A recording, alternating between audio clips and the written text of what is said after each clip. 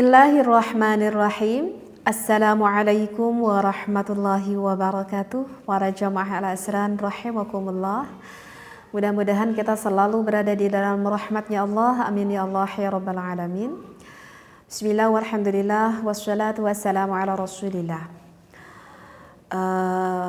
Pada teman-teman al-asran rahimakumullah, mungkin kalian sudah tahu ya akan hutang. Hutang menurut pandangan agama Islam itu secara mutlak hukumnya adalah wajib. Hutang itu tidak melulu hutang berupa uang ya.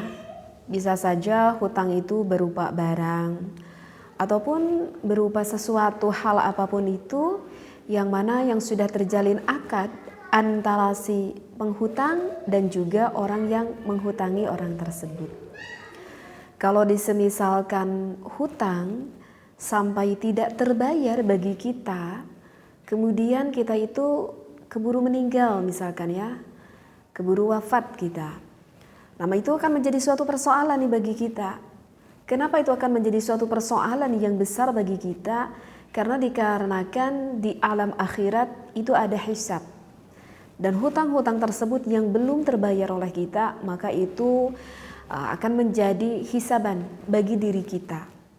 Yaitu pun kalau disemisalkan ketika kita wafat, ketika kita meninggal, ahli waris kita tidak membayar akan hutang-hutang kita.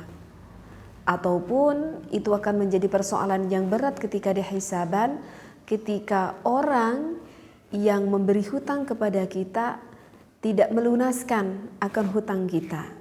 Nah itu akan menjadi suatu persoalan yang besar bagi kita ketika kita nanti di akhirat. Dan kita mungkin tidak ingin ya wafat meninggalkan hutang, ataupun kita tidak ingin meninggal membebani ahli waris kita ataupun terhadap anak-anak kita seperti itu. Meskipun bagi sebagian orang untuk membayar hutang itu mungkin kita menemui sulit sekali untuk membayar hutang ya, dikarenakan alasan apapun itulah sulit untuk membayar hutangnya. Ya makanya kali ini insya Allah saya ingin menijazahi kepada para jamaah al-asran jika membutuhkan akan suatu amalan untuk melebur ataupun untuk mempercepat menyelesaikan hutang-hutang kita ini. Sebelum itu yang harus kita ketahui dulu ya, wahai para jamaah al-asran, kita berhutang kepada orang lain itu ada yang berhutang yang dibolehkan dan ada juga berhutang yang memang hukumnya itu adalah diharamkan. Ya kalau misalkan diperbolehkan ya kita berhutang dengan menggunakan cara yang baik, dengan cara yang dibolehkan oleh agama, yang diridhoi oleh Allah. Maka ya kita mempunyai kewajiban satu aja, cukup untuk membayar hutang tersebut. Tetapi ada loh wahai para jamaah, hutang yang mana kalau kita menghutang itu hukumnya adalah diharamkan. Yaitu kalau kita berhutang menggunakan proses dengan cara yang ribawi. Nah, selain kita harus membayar hutang tersebut, ketika kita meminjam hutang, misalkan meminjam uang misalkan dengan cara yang ribawi, tentu itu akan membawa dosa bagi diri kita. Dan itu dosanya, dosa ribawi itu bukan termasuk dosa yang kecil. Na'udzubillah, itu termasuk dosa yang besar. Bahkan menurut sebagian pendapat ulama, dosa riba itu bahkan termasuk dosa terbesar bagian yang ketiga. Yang pertama itu adalah musyrik kufur, yang keduanya adalah membunuh. Menurut sebagian pendapat ulama, yang ketiga itu adalah riba. Bahkan sebagian pendapat ulama mengatakan bahwa orang yang melakukan riba tersebut itu melebihi dosa zina. Diibaratkan seperti menzinahi ibunya ataupun bapaknya, bahkan menzinahi sampai sebanyak 40 kali. Na'udzubillahi min dzalik. Ingat ya wahai para jamaah, ribawi itu bukan termasuk dosa yang kecil, tetapi dosa yang besar. Misalkan nih, ya kita meminjam uang ribawi, Ya dikarenakan mau modal usaha atau mau apapun itulah alasannya, maka yakinilah di dalam usahanya itu tidak akan ada keberkahan. Ini yang dikatakan oleh ulama. Percayalah dengan apa yang disampaikan oleh ulama. Usahanya itu tidak akan mendatangkan keberkahan. Andai pun usahanya itu maju, tetap di dalamnya itu tidak ada keberkahan. Kenapa? Karena bercampur dengan uang yang mana sifatnya itu adalah diharamkan. Maka bagaimana dong solusinya? Ya solusinya apalagi selain kita harus bertaubat kepada Allah Subhanahu wa taala, ya kan? Nah, maka bagi kalian yang saat ini mempunyai hajat, artinya hajat itu adalah suatu kebutuhan ya. Ya siapa sih orang yang di muka bumi ini yang tidak mempunyai hajat ya? Ya pastilah setiap saat kita setiap waktu itu membutuhkan hajat, membutuhkan kita kepada Allah. Jadi yang dimaksudkan hajat di sini ini adalah suatu hajat yang mana sifatnya khusus, ataupun bisa dikatakan suatu hajat yang mana sifatnya itu urgent gitu ya. Misalkan pada saat ini kita mempunyai hutang, mau hutang kecil, apalagi hutang yang besar, misalkan udah jatuh tempo, kita tidak bisa untuk melunasi hutang tersebut, sehingga kehidupan kita itu udah serasa resah gitu ya, sudah tidak enak tidur kita, udah tidak enak makan, karena setiap hari orang yang menagih hutang itu setiap hari gitu datang ke rumah kita, sehingga kehidupan kita itu serasa sudah tidak ada ketenangan di dalam hidup, kan setiap hari selalu dia menagih hutang pada kita. Nah ini mungkin termasuk salah satu yang mana sifatnya hajat tersebut itu adalah urgent. Maka bagi para pendengar semuanya yang pada saat ini yang mempunyai hajat yang mana sifatnya urgent, misalkan dikarenakan terlilit hutang, ataupun dikarenakan yang menginginkan suatu pekerjaan tetapi sulit untuk mendapatkan pekerjaan, ya itu juga kan termasuk salah satu hajat yang mana sifatnya khusus. Maka bagi para jamaah Al-Asran bisa amalkan ijazah yang ingin saya sampaikan ini ya. Dan juga bagi para jamaah Al-Asran yang saat ini yang mempunyai hajat-hajat yang sifatnya khusus ataupun urgent itu, bisa ditulis saja di kolom komentar ya. Apa kebutuhan-kebutuhan Anda, apa kebingungan yang saat ini sedang Anda alami, bisa ditulis semuanya di kolom komentar. Ya siapa tahu nanti saya membacanya, saya bisa mengaminkannya, dan kita tidak tahu ijabah doa mana kan yang diijabah oleh Allah Subhanahu wa taala. Ya mudah-mudahan saja ketika Anda menuliskan komentar, ada orang-orang yang mendengarkan video ini mengaminkan akan keluhan yang saat ini Anda alami. Ya, jadi bisa ditulis semuanya di kolom komentar.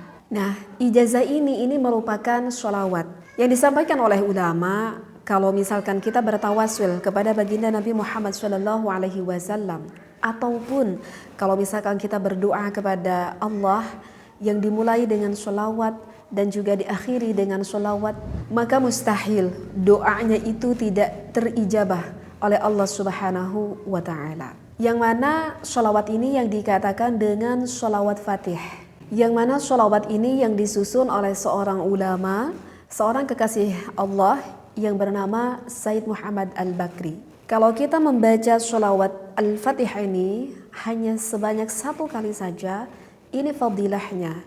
Ini fadilahnya mengungguli dengan 10.000 kali, seperti kita membaca 10.000 kali membaca sholawat yang biasa kita baca kesehariannya. Al-Fatih itu artinya adalah pembuka. Jadi mudah-mudahan dengan kita membaca sholawat Al-Fatihah ini, itu bisa membukakan pintu rizki yang diridhai oleh Allah. Tentunya rizki yang halal, yang taib, yang berkah. Karena memang banyak ulama yang mengatakan bahwa sholawat Al-Fatihah ini yang bisa memberikan kebaikan kepada kita baik di dunia maupun di akhirat. Namun sebelum saya mau mengijazahi sholawat ini, yang perlu ditekankan dulu satu, oke? Yang mau ditekankan itu adalah satu, apa? Aqaid kita, hati kita, diluruskan dulu aqaid kita itu ya, tauhid kita itu kepada Allah Subhanahu wa taala. Ingat, semata-mata yang mengijabahi, semata-mata yang mengeluarkan kebingungan kita ini, semata-mata itu hanyalah kehendak Allah Subhanahu wa taala. Hanya saja Allah menyuruh kepada kita untuk berikhtiar. Berikhtiar dengan apa? Dengan cara apa saja, yang penting cara itu adalah diridhoi oleh Allah. Nah, ini merupakan salah satu dari beberapa cara. Mungkin cara ini bisa membantu kepada para jamaah yang pada saat ini sedang kebingungan. Maka sekali lagi tekankan, semata-mata yang mengijabahi itu adalah Allah Subhanahu wa Ta'ala, dan sholawat ini hanya merupakan suatu keberkahan.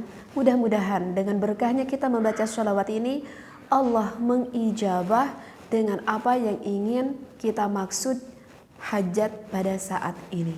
Ya, bagi kalian semuanya bisa disiapkan dulu kertasnya, bisa disiapkan dulu ballpointnya ya.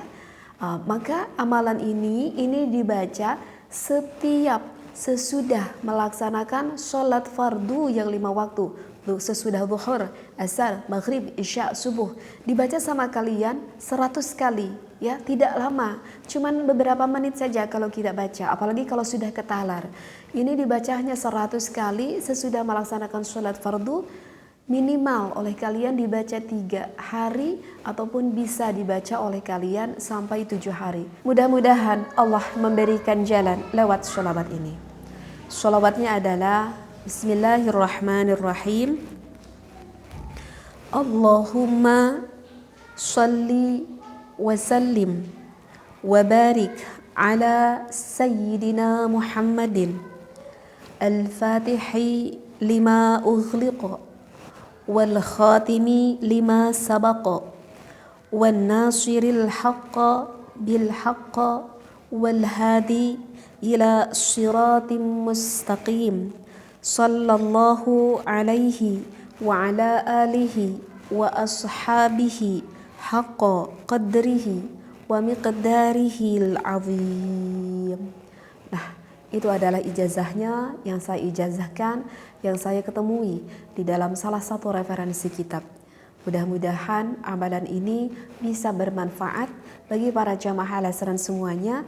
Wabil khusus pada saat ini Anda sedang dirundung kebingungan dikarenakan mempunyai suatu kebutuhan hajat. Salah satunya ingin melunasi hutang kalian atau ingin mendapatkan rizki yang memang pada saat ini sangat dibutuhkan sekali. Wallahu a'lam. Wassalamualaikum warahmatullahi wabarakatuh.